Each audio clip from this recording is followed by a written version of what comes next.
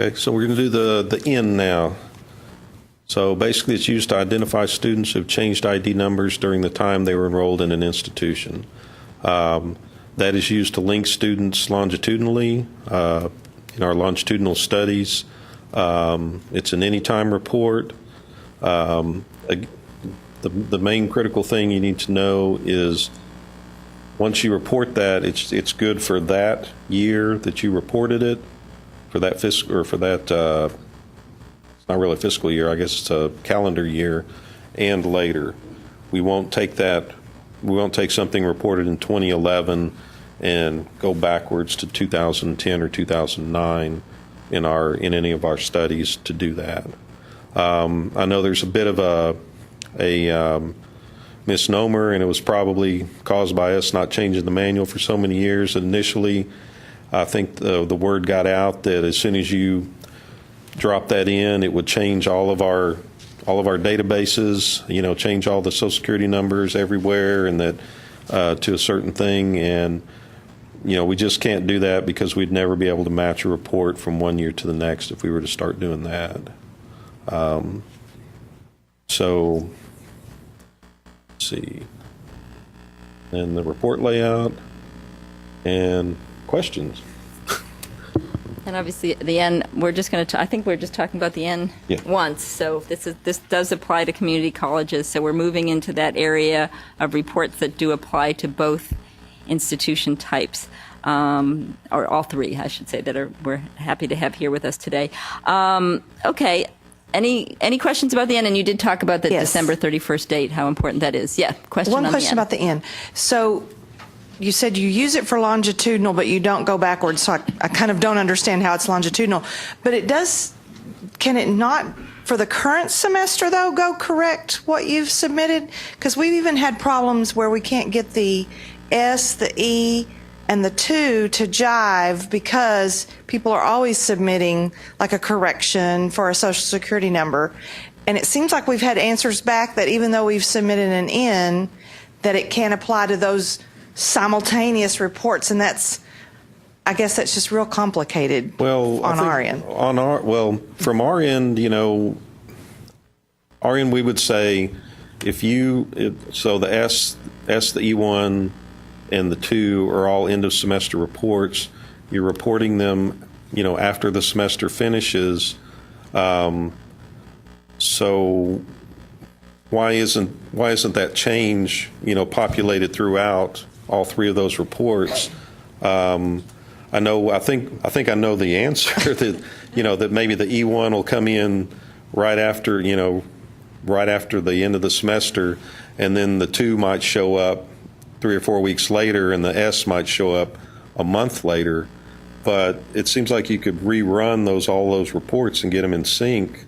Is your system not allowing you to do that? It's not that, but like within the responsibility in our office, the person who's the TSI guru does the 002, and sometimes, like if a patch, for lack of a better word, for your software system comes in at a different timing, and you've already gotten the S and the E pretty clean, and we just get in a never-ending going back through.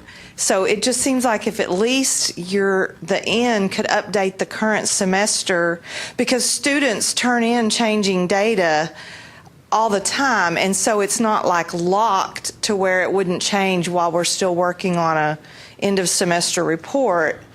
And there's just so many hands in the data. I don't even know how larger institutions manage it because we're a smaller one, but that's just, there's no way to make sure that every one of us working on a report runs it at the exact same time and doesn't have a time lag. It's real hard.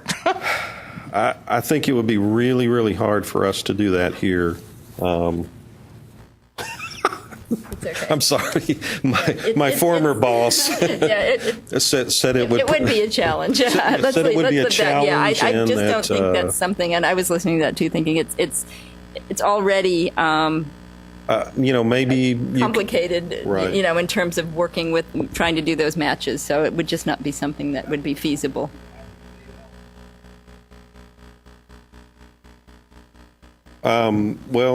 Not really. I mean, if we're talking about doing something like this, I would suggest that maybe at your institution you put a moratorium on. I know, but you know, you ask me to do something crazy, I'll ask y'all to do something crazy. Right?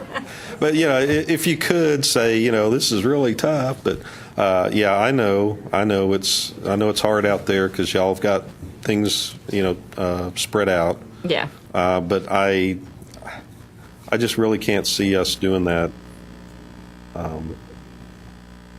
Another question. Okay, we were new to state reporting, and this was the report that we knew the least about. Okay. So Yeah. for the N, it's an anytime report, but when you say anytime, can it be run? Are there specific periods or reporting cycles that it should be run, like after every end of term report? Well, there's some institutions that I've talked to that just do it every month. Okay. And then some will just have a certain time. I guess they'll just run it once a year and just give us a big block of them. Yeah, and if you're going to do it once a year, December 31st, when we get into our accountability season, when we're running a lot of our analyses to post in our accountability system, we really need, so if we're running our graduation rates, you know, a lot of the data gets calculated and produced in December, January. So we have told institutions, and I believe it's December 31st, that is the date where if you're going to pick a date where you have to make sure your S is up to date, that is the one to focus on. Because then our analysts, if they're running, say, a graduation rate or a persistence rate, any cohort-based data where they're grabbing a student and seeing if they can track them forward, they will have that N, and they will be able to find that student under the other SSN or the other ID that's affiliated with it. And I think people understand, and new people might not, that when we have a student, what you report to us is what we have in our data file. So if you report a student to us with an incorrect SSN, the OON does not go back into all that data that you reported to us. It does not do this. It does not go back and change that to what you've given us. What we do is we take what you've given us and we create a special ID code, a special key, where we're able to then match what you've given us back in time and track that student. But it's not something where we hit a button and we change your data, because we need to know what you report to us, and that's in the best interest of institutions as well as us to be able to say, this is exactly what you reported to us on this report at this point in time. So what the N does is just allows us a means, gives us the information to be able to go back and try to capture that student who's been reported with one or more different IDs, whether incorrect or not, over time. So really that December 31st date is a key one, because that is when we run a lot of our measures and we want to be able to capture students. But a good example for when we talk about it, it's useful for longitudinal data, of course, when we're tracking cohorts. But what we don't do is we don't go back to, for example, a graduation rate that we ran 4 years ago and suddenly say, oh, your graduation rate for your 2006 to 2012 cohort is now going to change because you told us in 2014 that you had an SSN that you hadn't captured correctly. That 2006 graduation rate we base it on the data that we had available maybe when we ran it in 2012, 2013, at that point in time. But, for example, if we decided to run a 10-year graduation rate from 2006 to 16, and you had in 2014 given us, hey, we found out more about the student, we're giving you the N, we're actually going to tell you we had an ID wrong or something, that's new data, that's a new cohort that we're running from that point in time, and then that student would be included. So I hope that helps to explain it that way. But we're not going to go back and say, well, you gave us an N in 2014, so some of this data that we ran years ago is now going to change. We need our data to be consistent, and we want to, continue with that process, or we would constantly be having numbers change, and it would be very confusing for everyone. Yes? So it's used, the OON would be used for graduation rate calculations that would take that student in, but it's not used for excess hours, is that correct? With the excess hours, I think the problem we were looking at was that if the student different institutions, have to, let me double check on that. I mean, we couldn't do it for sure for anything but what looked like a true SSN, because a number of institutions may use the same ID number.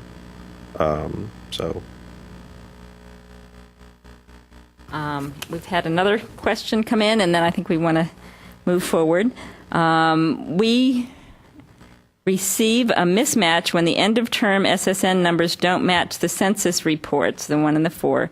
We expect the submission, I think this goes back to what we had before, we expect the submission of the N to correct this mismatch, but the reconciliation does not occur. We have to change socials on the end-of-term reports back to the previous SSN to make the report clean. Please comment on this. And that might be one where we need to... I mean, I'm going to kind of take it as kind of like the last That's question. what I thought. you It's had. very similar to the last one that we aren't able to. Yeah, we just can't do that. Right. So you're doing work on your end to try to, that's what it sounds like, that they're making some effort to do that. Okay. But it's good. This has been very helpful. It's good for us to hear the issues that you're working with. Some of the new people are probably thinking, this is very complicated. It is. And it can be. There's no question about it. So I think we'll now, if we don't have anything else on the N, we're going to move